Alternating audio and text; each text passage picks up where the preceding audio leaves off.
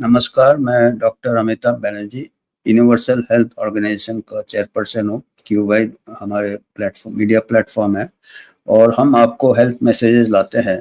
तो अभी कई दिनों से बात चल रहा है जो दोषी कफ सिरप, जो मिलावटी कफ सिरप जिसमें कि पॉइज़न पाया गया डाइइथाइल ग्लाइकॉल, उससे काफ़ी बच्चों की मौतें हुई। 20 से भी ज़्यादा बच्चों की मौतें हुई है, मध्य प्रदेश में, छिंदवाड़ा में और कुछ और इलाके में। और अभी सबका अटेंशन कफ सिरप में है कि दवाई, इसमें क्वालिटी कंट्रोल नहीं है, इसमें रेगुलेशन हमारा कमज़ोर है, हमारे जो इंस्पेक्शन ठीक से नहीं होता है और वगैरह-वगैरह। हमारे जो ड्रग कंट्रोल है वो अच्छा नहीं है। हम फार्मेसी ऑफ द वर्ल्ड अपने आप को कहते हैं, उस हिसाब से हमारा जो इंटरनेशनल रेपुटेशन भी हमारा खराब हो गया। अभी फिर हो गया है। पहले तो हमारे जो कफ सिरप गए थे गाम्बिया में, कफ सिरप हमारे गए थे उज़्बेकिस्तान में। गाम्बिया में भी 60 से ज़्यादा बच्चों की मौतें हो गई थी। कफ सिरप इंडिया से एक्सपोर्ट किए गए थे 2022 को। फिर 1 महीने बाद उज़्बेकिस्तान में भी 20 बच्चों का, और उस टाइम भी कफ सिरप हमारा देश से गया था।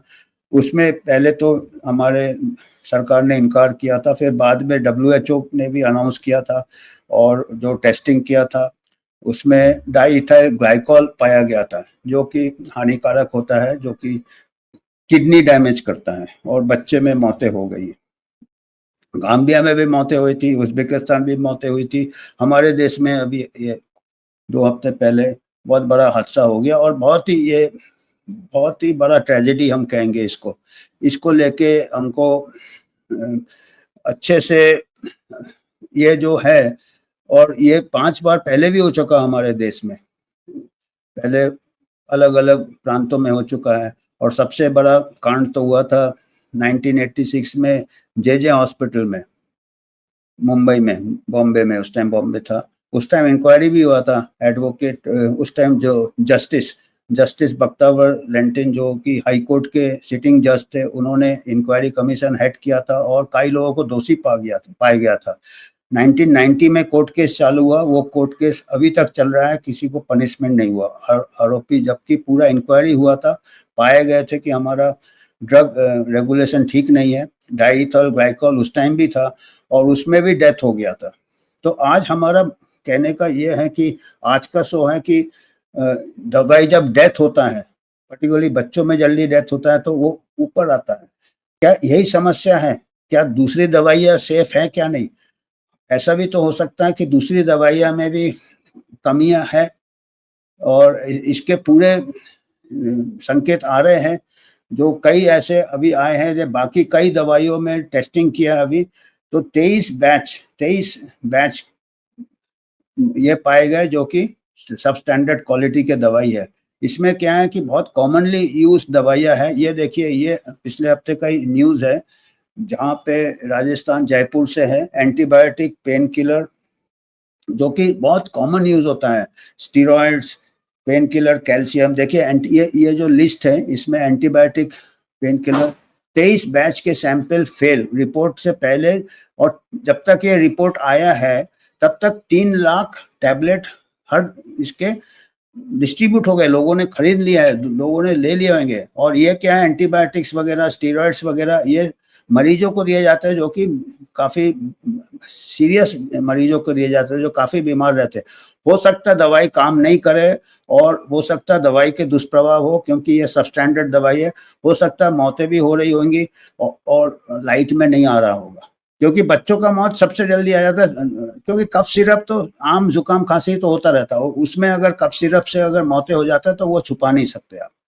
पर अगर मरीज कहीं अस्पताल में, कई सीरियस कंडीशन में, उनमें कई दवाइयाँ दी जा रही है, अगर वो दवाइयाँ स्टैंडर्ड की नहीं है, शायद उस दवाइयों से भी शायद जानें जा रही होंगी और किसी को पता नहीं चल रहा होगा।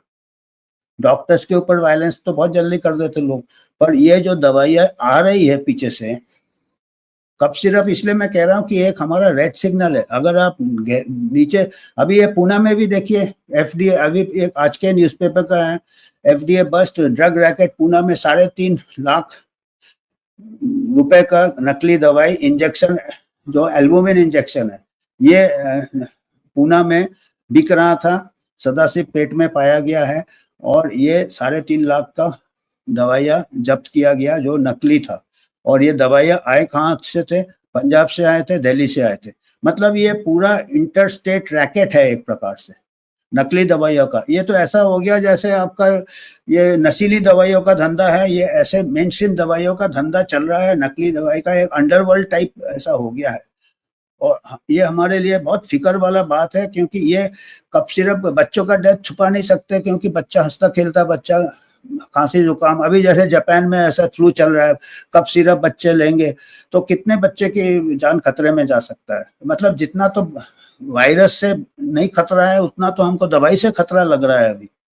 तो इसके ऊपर देखिए मैं लिस्ट बताता हूँ, ये वो वाला लिस्ट दो प्रभात, जो हिंदी, हाँ ये हिंदी में था जो लिस्ट था एक छोटा सा एक, हाँ ये वाला लिस्ट देखिए। ये आप देखिएगा इसमें एंटीबायोटिक्स में कौन कौन से एंटीबायोटिक्स है आपको समझ में आएगा कि रोजमर्रा इस्तेमाल करते हैं अस्पताल में, और हम लोग भी आउट पेशेंट में भी इस्तेमाल करते हैं।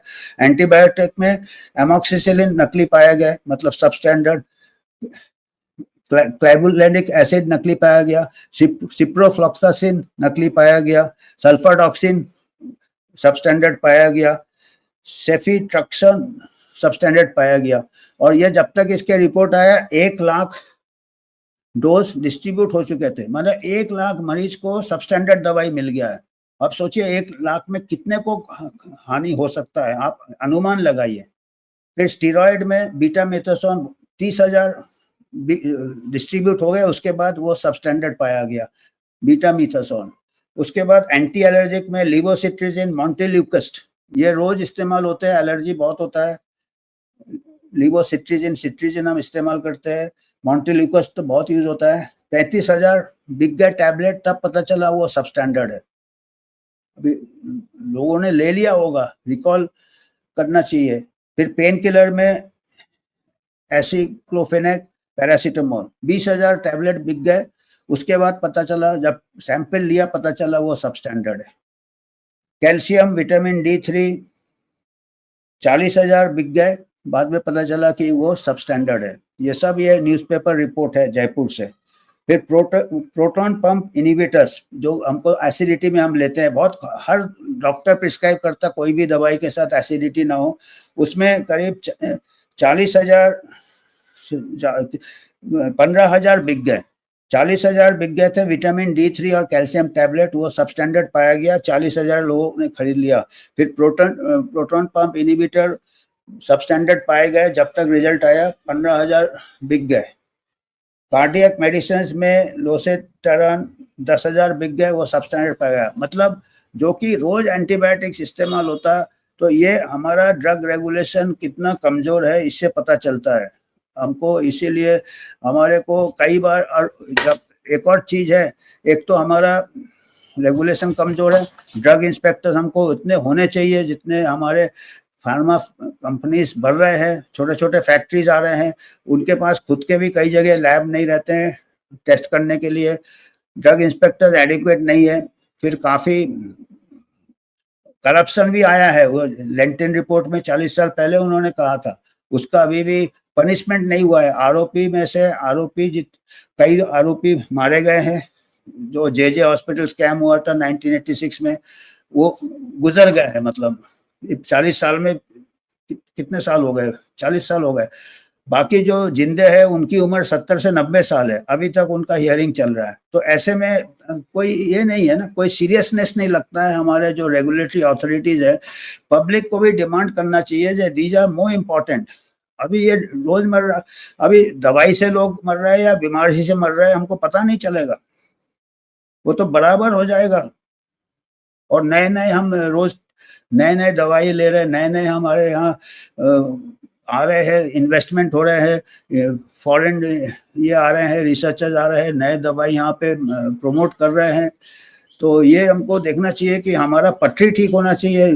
ट्रेन हम इतने नए नए कर रहे हैं, pharma of the world, pharmacy of the world का हम ये रखते हैं, सबसे ज़्यादा हमारा ये इकोनॉमी भी अफेक्ट होगा। इंडियन मेडिसिन कोई लेगा नहीं फिर, तो हमारा इकोनॉमी भी हर्ट होगा फिर। तो आज हमको ये मैसेज देना था, थोड़ा तगड़ा मैसेज देना था।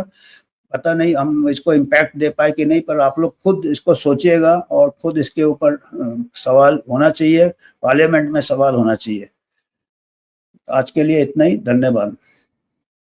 आप लोगों को अगर कुछ योगदान करना है तो आप इसमें कर सकते हैं। हम बिल्कुल इंडिपेंडेंट एक वॉचडॉग है पब्लिक हेल्थ, और कोई फार्मा कंपनी के इन्फ्लुएंस में नहीं, इसलिए हम खुल के बात कर सकते हैं। कोई किसी के से दुश्मनी भी नहीं है हमको। हम चाहते हैं कि हमारा जो पब्लिक हेल्थ प्रोटेक्ट हो, लोगों को हानि नहीं हो। दवाई कितना स्ट्रांग एक वेपन होता है, अगर वो नकली हो, वो सब स्टैंडर्ड हो, तो हमको काफ़ी नुकसान होता है। धन्यवाद।